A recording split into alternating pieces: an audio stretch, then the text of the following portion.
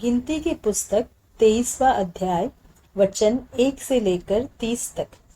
तब बिलाम ने बालाक से कहा, यहाँ पर मेरे लिए 7 वेदियां बनवा और इसी स्थान पर 7 बछड़े और 7 मेढ़े तैयार कर।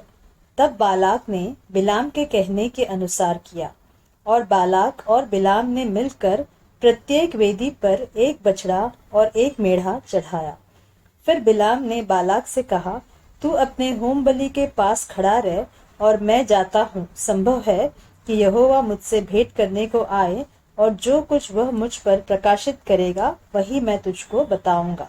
तब वह एक मुंडे पहाड़ पर चढ़ गया और परमेश्वर बिलाम से मिला और बिलाम ने उससे कहा, मैंने 7 वेदियां तैयार की है और प्रत्येक वेदी पर एक बछड़ा और एक मेढ़ा चढ़ाया है। यहोवा ने बिलाम के मुंह में एक बात डाली और कहा, बालाक के पास लौट जा और यों कहना। और वह उसके पास लौट कर आ गया और क्या देखता है कि वह सारे मोआबी हाकिमों समेत अपने होम बलि के पास खड़ा है।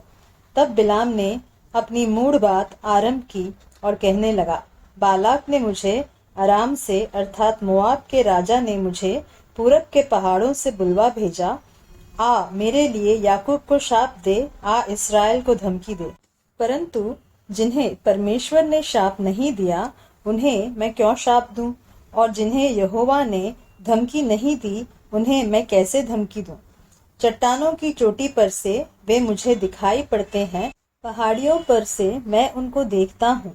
वह ऐसी जाति है जो अकेली बसी रहेगी और अन्य जातियों से अलग गिनी जाएगी। याकूब के धूली के किनके को कौन गिन सकता है, या इस्राएल की चौथाई की गिनती कौन ले सकता है। सौभाग्य यदि मेरी मृत्यु धर्मियों की सी और मेरा अंत भी उन्हीं के समान हो। तब बालाक ने बिलाम से कहा, तूने मुझसे क्या किया है? मैंने तुझे अपने शत्रुओं को शाप देने को बुलवाया था, परंतु तूने उन्हें आशीष ही आशीष दी है। उसने कहा, जो बात यहोवा ने मुझे सिखलाई, क्या मुझे उसी को सावधानी से बोलना न चाहिए? बिलाम का द्वितीय आशीर्वचन। बालाक ने उससे कहा, मेरे संग दूसरे स्थान पर चल जहां से वे तुझे दिखाई देंगे। तू उन सबों को तो नहीं, केवल बाहर वालों को देख सकेगा। वहां से उन्हें मेरे लिए श्राप दे। तब वह उसको सोपीम नामक मैदान में पिसगा के सिरे पर ले गया और वहां 7 वेदियां बनवाकर प्रत्येक पर एक बछड़ा और एक मेढ़ा चढ़ाया। तब बिलाम ने बालाक से कहा, अपने होम बलि के पास यहीं खड़ा रह और मैं उधर जाकर यहोवा से भेंट करूं। और यहोवा ने बिलाम से भेंट की और उसने उसके मुंह में एक बात डाली और कहा, बालाक के पास लौट जा और यह कहना। और वह उसके पास गया और क्या देखता है कि वह मोआबी हाकिमों समेत अपने होम बलि के पास खड़ा है। और बालाक ने पूछा, यहोवा ने क्या कहा है? तब बिलाम ने अपनी गूढ़ बात आरंभ की और कहने लगा, हे बालाक, मन लगाकर सुन। हे सिप्पोर के पुत्र, मेरी बात पर कान लगा। ईश्वर मनुष्य नहीं कि झूठ बोले और न वह आदमी है कि अपनी इच्छा बदले। क्या जो कुछ उसने कहा उसे न करे? क्या वह वचन देकर उसे पूरा न करे? देख, आशीर्वाद ही देने की आज्ञा मैंने पाई है। वह आशीष दे चुका है और मैं उसे नहीं पलट सकता। उसने याकूब में अनर्थ नहीं पाया और न इस्राएल में अन्याय देखा है।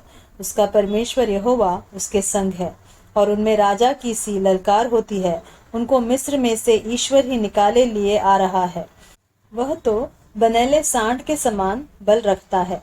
निश्चय कोई मंत्र याकूब पर नहीं चल सकता और इस्राएल पर भावी कहना कोई अर्थ नहीं रखता। परंतु याकूब और इस्राएल के विषय में अब यह कहा जाएगा कि ईश्वर ने क्या ही विचित्र काम किया है। सुन, वह दल सिंहनी के समान उठेगा और सिंह के समान खड़ा होगा। वह जब तक अहेर को न खा ले और मारे हुओं के लहू को न पी ले तब तक न लेटेगा। तब बालाक ने बिलाम से कहा, उनको न तो शाप देना और न आशीष देना। बिलाम ने बालाक से कहा, क्या मैंने तुझसे नहीं कहा कि जो कुछ यहोवा मुझसे कहेगा वही मुझे करना पड़ेगा? बिलाम का तृतीय आशीर्वचन। बालाक ने बिलाम से कहा, चल मैं तुझको एक और स्थान पर ले चलता हूँ। संभव है कि परमेश्वर की इच्छा हो कि तू वहां से उन्हें मेरे लिए शाप दे। तब बालाक बिलाम को पोर के सिरे पर, जहां से यशीमोन देश दिखाई देता है, ले गया। और बिलाम ने बालाक से कहा, यहाँ पर मेरे लिए 7 वेदियां बनवा और यहाँ 7 बछड़े और 7 मेढ़े तैयार कर। बिलाम के कहने के अनुसार बालाक ने प्रत्येक वेदी पर एक बछड़ा और एक मेढ़ा चढ़ाया।